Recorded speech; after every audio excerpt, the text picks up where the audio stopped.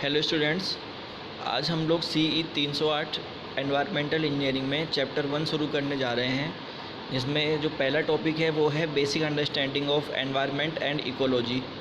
तो इकोलॉजी को समझने से पहले हमें एनवायरनमेंट को समझना पड़ेगा कि एनवायरनमेंट क्या होता है। तो अगर हम एनवायरनमेंट को डेफिनेशन वाइज देखें तो it is the sum of total of element factors that conditions in the surroundings which may have an impact on development, action, survival of organism or a group of organisms such as we human beings। मतलब जो भी हमारे चारों तरफ है, जो living या फिर नॉन लिविंग, वो सब एनवायरनमेंट के अंतर्गत आएगा। तो इसको अगर अगर छोटे रूप में डिफाइन किया जाए तो external surroundings and condition which directly और इनडायरेक्टली अफेक्ट्स लिविंग ऑर्गेनिज्म, मतलब जो भी लिविंग ऑर्गेनिज्म को डायरेक्टली इनडायरेक्ट रूप से हमारे चारों तरफ से प्रोवाइड कर रहा है, वो एनवायरनमेंट के अंतर्गत आएगा। नेक्स्ट जो इसमें एनवायरनमेंट दो फैक्टर्स से मिलकर बना हुआ होता है, बायोटिक फैक्टर्स यानी जैविक कारक, सेकंड एबायोटिक फैक्टर्स यानी कि अजैविक कारक। तो जो बायोटिक फैक्टर्स होते हैं उसमें ऑल लिविंग और ऑर्गेनिज्म जैसे कि प्लांट्स, एनिमल, माइक्रो ऑर्गेनिज्म, तो ये सब आते हैं। प्लांट्स में पेड़ पौधे वगैरह, एनिमल्स में मतलब इंसान और जो भी जीव, जो भी जंतु हैं हमारे, हाथी, घोड़ा, बाघ, ये सब एनिमल्स में आते हैं। और माइक्रो ऑर्गेनिज्म में जो अपने डिकम्पोजर्स होते हैं, बैक्टीरिया, फंगी, वायरस वगैरह, ये सब माइक्रो ऑर्गेनिज्म में आते हैं। इसके अलावा सेकंड है एबायोटिक फैक्टर्स यानी कि अजैविक कारक, जिसके अंतर्गत water, soil, minerals, gases, temperature, humidity, winds और कुछ न्यूट्रिएंट्स भी आते हैं, जिसमें CO, PN एक्सेट्रा, ये आप सब जानते ही होंगे। ये सब एनवायरनमेंट के बायोटिक और एबायोटिक फैक्टर्स हैं। नेक्स्ट हम इसमें देखते हैं कि इकोसिस्टम क्या होता है। अगर इकोसिस्टम को डेफिनेशन वाइज देखा जाए तो ecology is the study of interacting among organism or a group of organisms with their environment। The living environment consists of both biotic component and abiotic components और ecology is the study of ecosystem।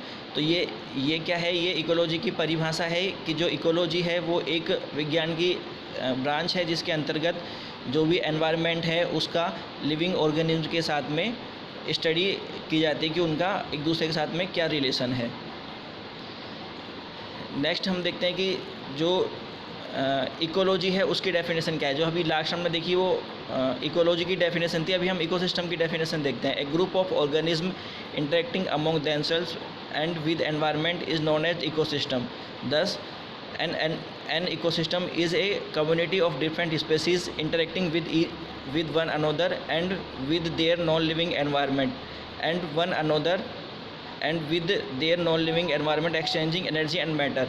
मतलब जो ecosystem है वो जैविक कारकों का अजैविक कारकों के साथ में जो अंतःक्रिया होती है, उनका जो अंतर संबंध है वो इकोसिस्टम के अंतर्गत में आता है, जिसमें ऊर्जा और पोषण का यानी भोजन का एक से एक लेवल से दूसरे लेवल में एक्सचेंज होता है। जिसमें एग्जांपल के रूप में हम देख लेते हैं, animals can not synthesis their food directly but depends on plants either directly और इनडायरेक्टली। जैसे जो अपने एनिमल्स होते हैं वो अपने भोजन खुद नहीं बना सकते, वो किसी न किसी रूप में प्लांट्स के ऊपर डिपेंडेंट होते हैं। तो जो इन दोनों के बीच में जो इंटर रिलेशनशिप है वो इकोसिस्टम के अंतर्गत आएगा।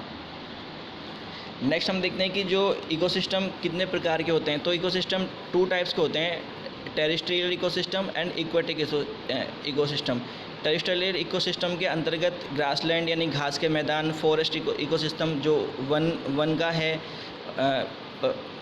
पारिस्थितिकी तंत्र, डेजर्ट इकोसिस्टम, ये सब टेरेस्ट्रियल इकोसिस्टम के अंतर्गत आते हैं। नेक्स्ट है इसमें aquatic ecosystem. Aquatic real system में जो कहीं ना कहीं मतलब पानी से संबंधित है, जिसमें कि ये है rain water, running water ecosystem, reverse, stream, pond, lake, ये सब क्या है, सी शोर, ये सब एक्वेटिक इकोसिस्टम के अंतर्गत आते हैं।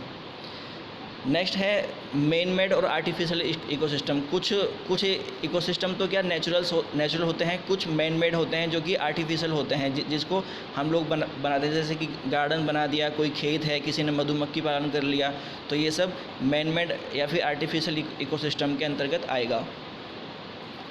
नेक्स्ट है स्ट्रक्चर और component of an ecosystem. Ecosystem के कंपोनेंट क्या क्या होते हैं? तो इकोसिस्टम के कंपोनेंट भी बेसिकली वही होते हैं जो एनवायरनमेंट के कंपोनेंट होते हैं। The term structure refers to the various components.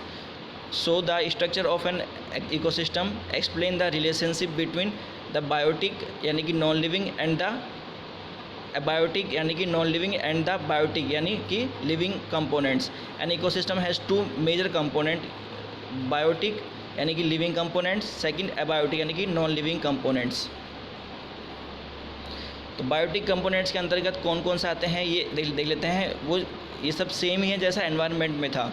The living organism और living members in an ecosystem collectively forms its community called biotic components और बायोटिक कम्युनिटी। इसके एग्जांपल है प्लांट्स, ये प्रोड्यूसर होते हैं। प्रोड्यूसर इनको इसलिए कहा गया है क्योंकि ये अपना भोजन खुद बना सकते हैं फोटोसिंथेसिस यानी कि प्रकाश संश्लेषण की क्रिया करके। नेक्स्ट है एनिमल्स, ये कंज्यूमर्स होते हैं। कंज्यूमर मतलब ये उपभोक्ता होते हैं जो प्रोड्यूसर्स यानी प्लांट्स के ऊपर डिपेंडेंट होते हैं। नेक्स्ट है माइक्रो ऑर्गेनिज्म यानी डिकम्पोजर्स।